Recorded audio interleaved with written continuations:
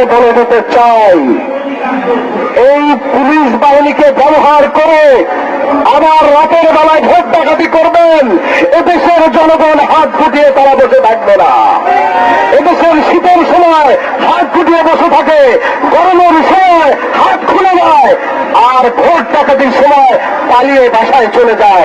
সেই আশা কোনোদিনে হবে না, হাত ফুটে জনগণ বসে থাকবে না। পুলিশ বাহিনীদেরকে ব্যবহার করছেন, তারাও কিন্তু বুঝে গেছে তাদের নিয়ে ঢিলকিবাজি খেলানো হচ্ছে।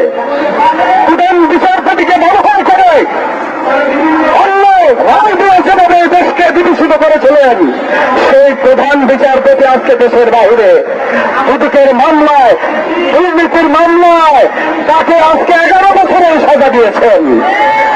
আজকে যারা এই অন্যায়ের সাথে কাজ করে যাচ্ছেন, সতর্ক হয়ে যান, তাদেরও কিন্তু ঘন্টা বেজে যাবে। এই সরকার তাদেরকেও কিন্তু ঘোলা পানি দিয়ে মাছ শিকার করবে, বাঁচার কোন উপায় নেই। এদেশের জনগণকে বাঁচান। আজকে গণতন্ত্র নেই বিধায় দ্রব্য মূল্যের ইচ্ছা মতো ব্যবহার করছেন।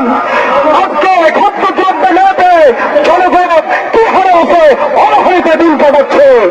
বাস ভাড়া বৃদ্ধি করে দিয়ে এদেশের জনগণের সাথে ওপেনলি সাংঘর্ষিক রূপ দিয়েছেন। কেন? এদেশের জনগণের কথা কি আপনাদের কানে যায় না? কান কি বধির হয়ে গেছে আপনাদের? নাকি বেহায়া শুনতে শুনতে বেহায়ার সর্বোচ্চ পর্যায়ে আপনারা পৌঁছে গেছেন?